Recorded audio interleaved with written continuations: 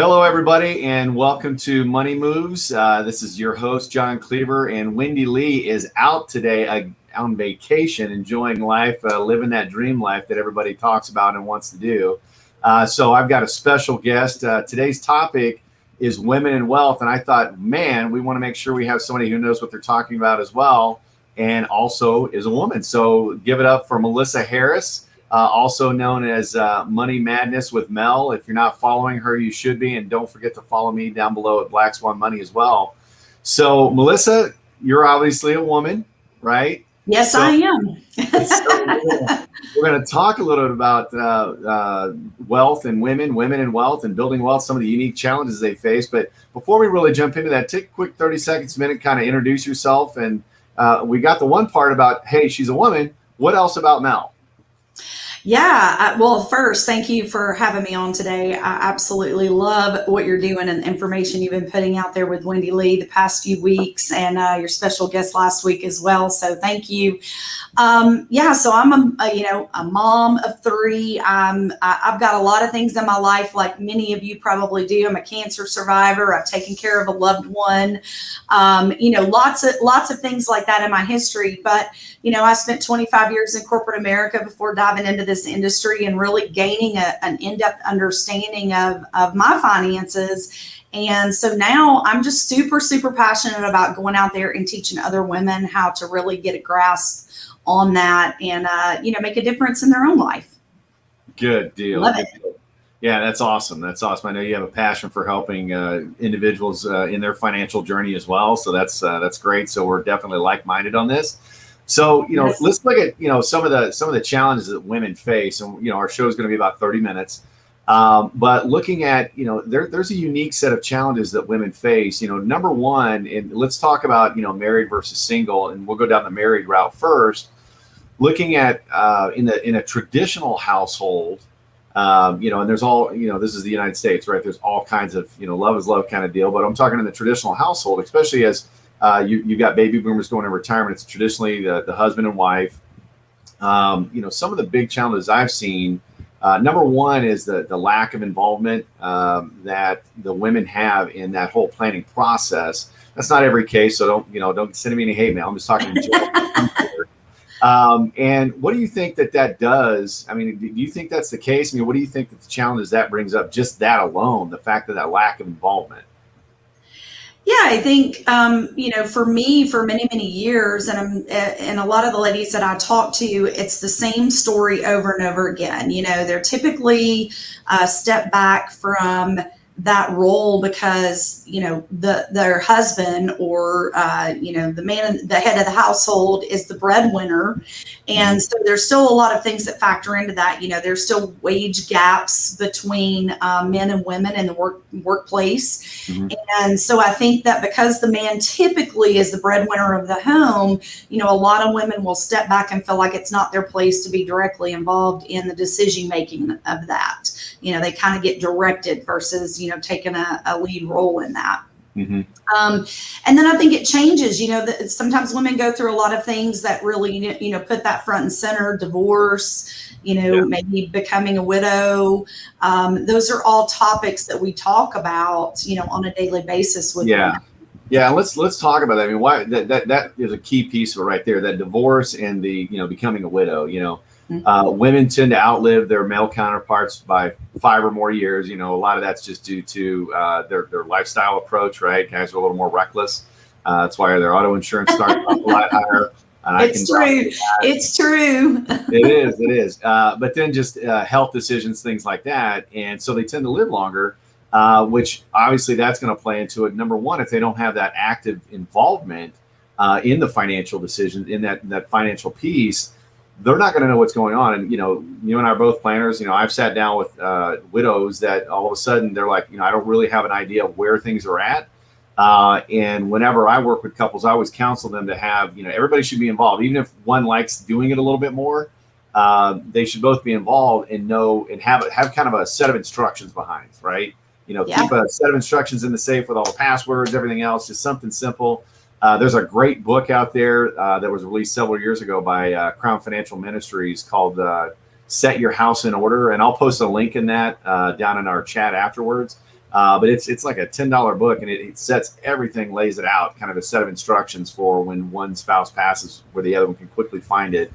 But yeah, that's a huge piece, and not only from a planning perspective, the fact that the women will outlast men from a physical standpoint brings into a question of, okay, long-term care needs. That's something Absolutely. that long-term care, or the need for that assisted living or whatever the case, that'll wipe out a nest egg pretty dang quick. And so that aspect of it, you don't want to be a burden to the kids. You got to take that extra step in planning for the surviving spouse in that Yeah. long-term care strategy. So what are your thoughts around that? I don't know if you've got any Yeah. experience. Absolutely. And there's so much in that one statement that we just went through. But, first and foremost, I mean, most of the time, if you're in a relationship, you're married, or you've got a long-term relationship that you're part of. I mean, the biggest thing to keep in mind, especially if there are children involved, is typically the women are do a lot of teaching in the home as well. You got to incorporate this just the same as you would with your discipline.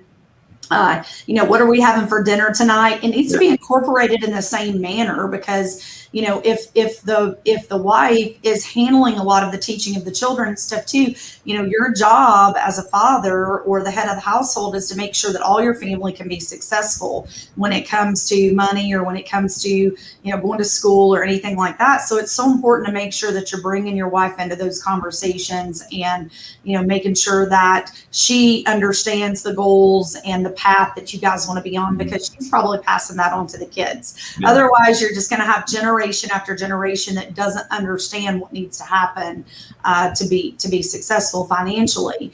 And then on the other hand, yeah, absolutely, with the long-term care, I personally experienced that with my mom. You know my story. I didn't go into a lot of that in the beginning, but my mom suffered an accident at 40 years old that left her paralyzed. And to be specific, hemiplegic, which is on one side of the body or the other. So a lot of people are familiar with paraplegic or quadriplegic, but hemiplegic is a fairly odd term in the medical community, and one that I didn't have a lot of resources for. So Yeah. the fact that my mom did not have long-term care, and then I was faced with all of a sudden the decisions on, what needs to happen with her in-home health care or a long-term care facility, and the expenses that go along with that, on top of all of the emotional and the physical stress that you already have on your body, and making those decisions, can many times be financially devastating for people. Yeah. And there aren't a lot of resources. People think, well, the state will come in and help me with that. No, they really don't. They really don't, unless everything that your person has worked really hard for is gone. Yeah. That's the time they'll step in. Yeah, and that's a real big piece. I mean, just the sheer cost alone, like I said, that can wipe out a financial nest egg fairly quickly. And it's not getting any cheaper. It's going to get more and more Yeah. expensive. And the fact that, you take that next step of, okay, now there's not a spouse involved. You can either A, have something set up, or B, your children are going to have to do exactly what you do and have to take time out of their lives and deal with that. And a lot of people just don't want that burden on their children. So that's where that really that planning comes into place. But going back to your earlier statement in regards to teaching your children about money, and that's the cycle, especially with us in middle class, of not really knowing how all this works, how it's all connected. We're thinking about, okay, I got to make my next paycheck. I'm going to save money in my 401k, and then it's all going to work out, right? And because we don't get those lessons, and I don't care if it's the father or the mother, whoever's kind of that primary driver on the financial side, really needs to also pass it on to the next generation, not just keep that content for themselves, but pass it on to the next generation and teach their children about that. One thing that, as I learned about money, was really kind of going into, and I wanted to instill that in my kids, so my kids didn't have the financial challenges that I did growing up. My dad worked his butt off, right? And that's what he taught me, a good work ethic, and just work harder, make more money. But what do you do with that money? And so there's a book out there, Robert Kiyosaki. He wrote Rich Dad, Poor Dad, Cash Flow Quadrant. I've talked about those in the past. He actually wrote a book called Rich Dad for Teens. And I'm going to highlight any parents out there, if your kid's 12, 13 or older, If they haven't read this book, get them to read this book. And the way I did it, here's a little cheat for this. I gave my son $20 bookmark, and I said, okay, I'm going to ask you 3 questions when you're done with this book. You answer them, you get to keep the bookmark. And my older son read it. My youngest, my daughter read it. And it's key. I want her to understand too. I want her to be a strong, independent woman, not have to depend on somebody for, or stay in a situation that she's not happy in because of the money factor, right? And that's what we've got to be doing for our kids, is teaching them about that money. And that starts when that's your young daughter, right? Teaching her about this, that, and the other. I taught my daughter about taxes early on too. I went out, we got ice cream, and I took a big bite out of her ice cream. Like, that's what taxes are. Welcome to the game. She started crying a little bit. I'm just joking with you guys, but that's the stuff. And I think you're dead on, Melissa, as far as you've got to teach that stuff. But it can come from mom or dad, because both of you need to be involved. Both of you need to know what's going on and educate yourselves. And there's a lot of different ways to do it. Listening to this show, for example, reading some books out there that I post the links after every show. But, kind of moving into that next piece is, that longevity piece of outliving the spouse, right? Just because of that sheer factor alone. And you brought up a good point, Melissa, too, of, hey, women, especially if they're divorced or single or never got married or whatever the case may be, call it what it is. I mean, women are still making less money than their male counterparts. It's gotten a lot better, and I don't want to go down a whole political conversation, but because of that, they're going to need to save a little bit more. And the fact you add to the fact they're going to live longer, they need to save a little bit more, right? So what are your thoughts on that piece? Yeah, I totally agree. And, just to kind of play off the last conversation or the last topic, in that long-term care piece, a lot of people just have this vision or this idea that, what we do is just for the beginning. I put something in place and then something happens to me and I die. What the topic they leave, not to be doom and gloom, but it's an important topic, is that a lot of people don't realize that there are a lot of things that can happen between those two things. Just like my mom, she spent 26 years handicapped after her accident. That was something that, we were not prepared for as a family. We were prepared for her to die at an old age, or if something happened along the way, she would pass away, and prepared for that, but not prepared for 26 years of long-term care need. Mm-hmm. So there's lots of things out there that people just kind of forget and take off the table. But yeah, moving into that long-term care piece, something else too is that women typically have higher healthcare costs in their retirement years as well. And I think it's just something that we're just not prepared for. And I don't know a lot of people that have, really, aside from my grandparents, my parents, I never saw with them, them being a home long enough to have that home fully paid for and then wanting to stay there. Most people, are relocating, especially right now. Mm-hmm. We talked about what everybody went through in 2020 and how much job loss has occurred, and people have gone through, they're relocating left and right, which, then has them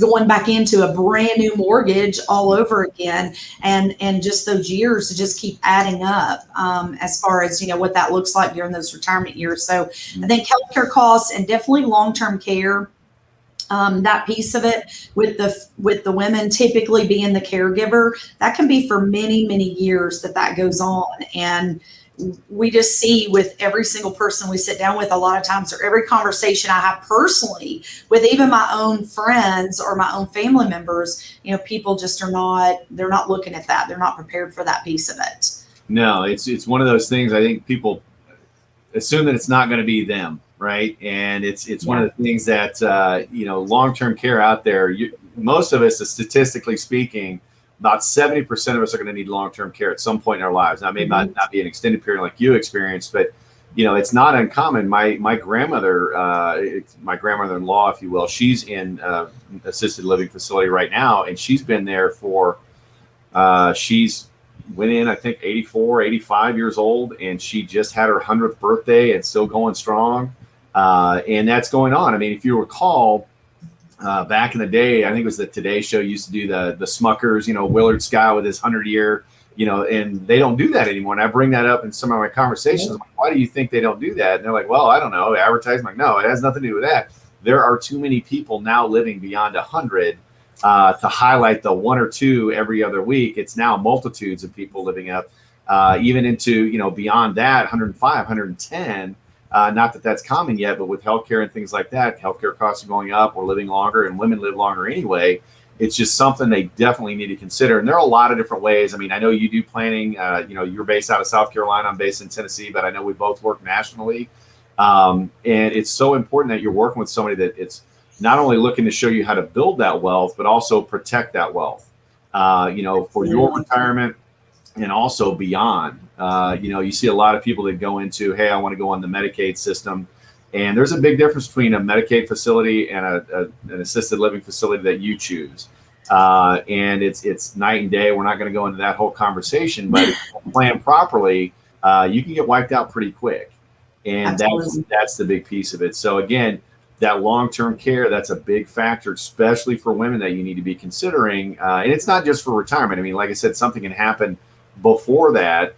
It's something you got to have in your wheelhouse. So the other thing I think that I wanted to bring up is, I tend to see, and I haven't looked at the stats on this, so don't shoot me out of my chair, but women typically seem to be more conservative than their male counterparts too, when it comes to saving. So they're challenged with, I've got a limited income, or compared to my male counterparts, so I've got less money coming in, and I'm going to be conservative growing up. Now I got the longevity, so you've got that rule of 72 kind of helping that, as far as I've got more years, kind of to work there if I choose to work longer. But what are your thoughts on that? I mean, do you feel like women in general are more conservative than men?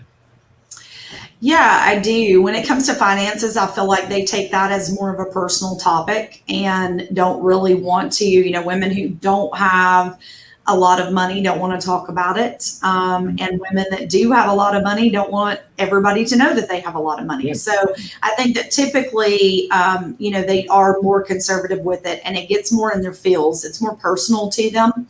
And so it's a harder conversation for them to have. And I also feel like they, there's a lot of other factors in that as well, is that they, feel intimidated by it, maybe, by some standard. And it's more difficult for them to put that on the table and kind of work through that. But it's just so important. I know there was a topic that came up that I just read about not long ago with, the job loss that has occurred in 2020 and coming into 2021, that we're actually in a she session, if I can say that right. So think of it, recession, and take that word and change it into she session.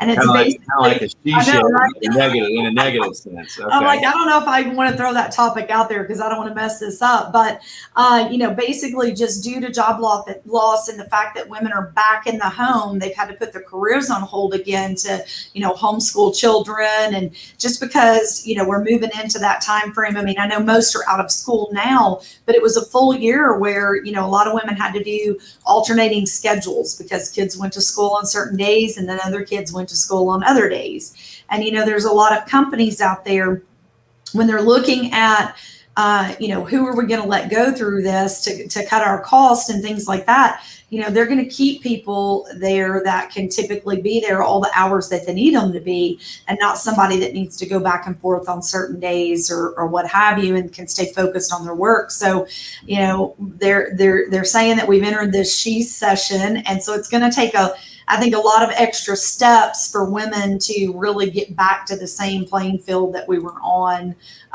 before 2020 and coming through this pandemic. And I'm excited about it because I think it's opened a lot of people's eyes. At the same time, it's not all negative. Sometimes we need a jolt to kind of shake us up and say, this is something you need to be paying attention to. I think more people are like really engaged with, I need an emergency fund. Hmm. I need something that can be in place for me to, tap into should anything like this happen again. And so it's really opened our eyes to a lot of things that I think we just had closed off before, 2020. So, Well, and we've had an enormous long length of time in a bull market too, with regards to just growth. We had a little hiccup in yes, 2019, but and I think good or bad, that's great, but it also people tend to forget quickly. You look at credit card usage and things like that. It got really conservative after '08, but we're now our credit card debt is higher than ever in the United States. Not only that, you look at the fact that using those strategies and things like that to build wealth have kind of changed too, and fallen back to just almost hey, I'm not saving nearly as much and things like that because times are good. And that's what happened. All of a sudden, we were hit with this. The economy was closed down, and most people were stuck. Most people look at money as a limited resource. Excuse me. It's not, by the way. We'll do a whole other show on that. But it's a matter of just kind of figuring out. And then when you do have that reload, if you've got, going back to your statement about the primary breadwinner is now relocating to another city, if the spouse worked, they're going to have to leave that job and go find a new situation. So that income is going to be, take a hit as they reload into their new location as well and try to get set up. And my wife and I experienced that a couple of times as we, were displaced in '01 with the dot-com bubble. And then again back in 2008 when we moved to Nashville from Chicago. We had to she had to leave her job as well. And that income, it takes a minute to kind of replace, which also absolutely. puts families behind. And if you're, coming into it single, it's that emergency fund is so critical for you to have. Even the next step, as we've heard about the stimulus checks and things like that, those are kind of going away. A lot of states are opting out now of the situation with the additional unemployment. So people are going to start feeling that pinch. Hopefully they learn from it and like you said, sit down and actually start planning accordingly for the next wave, because something will happen down the road. It will Yeah. happen. It's a matter of being prepared. Absolutely. And even for the single ladies out there, I know we're talking a lot about, men being the breadwinners and raising a family. Even if you're single, I mean, I think it's almost even more imperative, Mhm. because who's going to take care of you? I mean, you think if something were to happen to me where I did not pass away and then my elderly or my, older parents needed to step in and provide care for me, I would want to be set up for them as well. And you Yeah. can think about extended family members, nieces, nephews, other people that can benefit from, the legacy that you can leave behind as a single female out there, or a single man as well. But I think it's so important to even be prepared. It doesn't matter. I know we're talking kind of going down the lane of marriage and having children and a whole Mhm. family. But even our singles out there, it's super important whether it's, you're divorced, widowed, or never married, or younger and not there yet. It's important to understand that, there's a lot of need there and a lot of resources that are available to you, and a lot of things that you would be able to do or that you may need that you need to be prepared for. Yeah. Yeah. I think Exactly. it's harder sometimes when you don't have that other person there that you can kind of count on, or have those conversations with.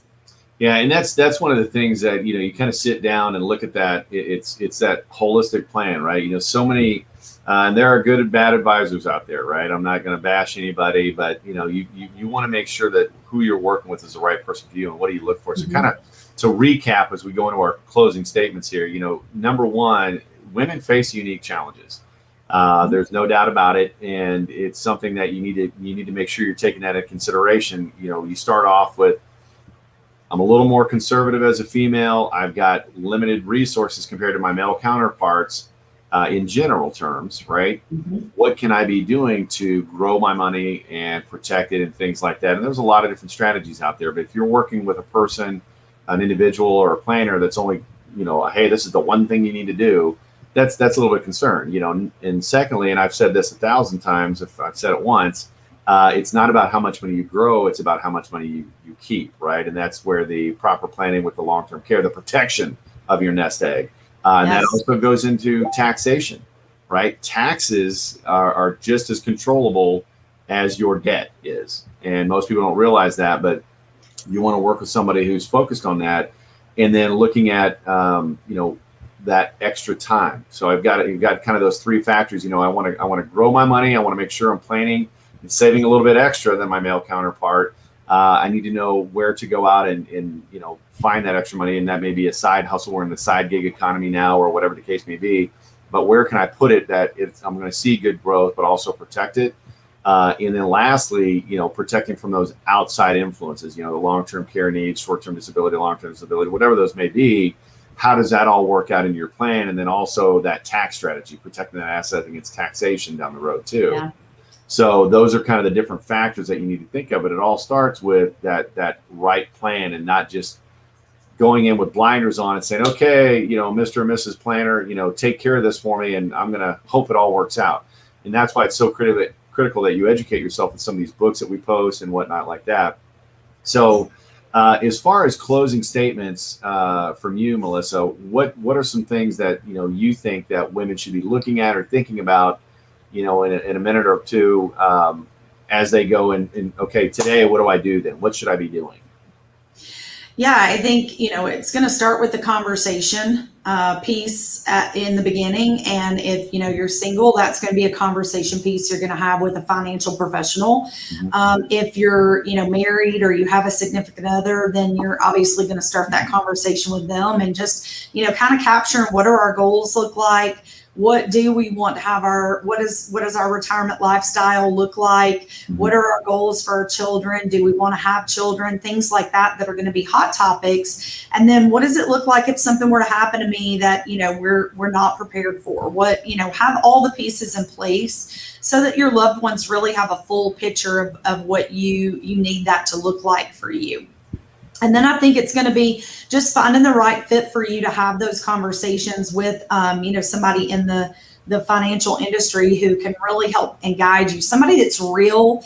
There's a lot of, one thing that I really learned as I started just reading and diving into videos and, learning from just my mentors in the industry as well, is that there are a lot of old techniques out there that are just outdated. They're just really outdated. And there's a lot of resources that I didn't even know existed in this industry.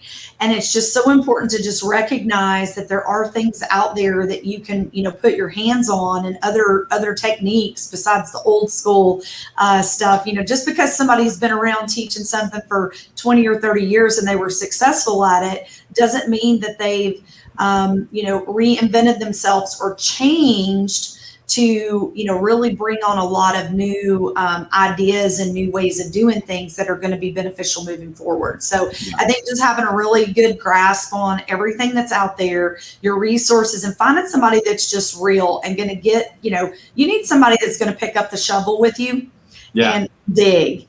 Not somebody that's just going to say, okay, here's the one or two things that I can do for you. We've been doing this for 40 years and, it's been okay because, moving forward, things are changing.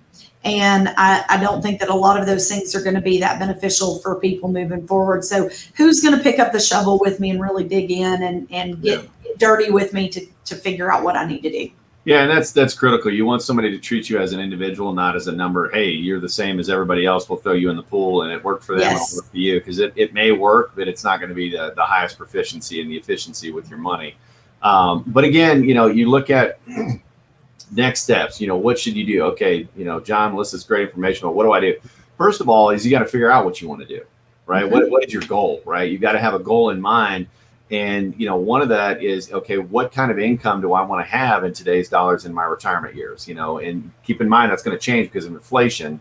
If you're looking at, hey, 60,000 would be a great income in retirement. Well, guess what? 35 years from now, that's actually, I did the math on this yesterday, it's going to be about 175,000 because of inflation. Yeah, I was going to say 160.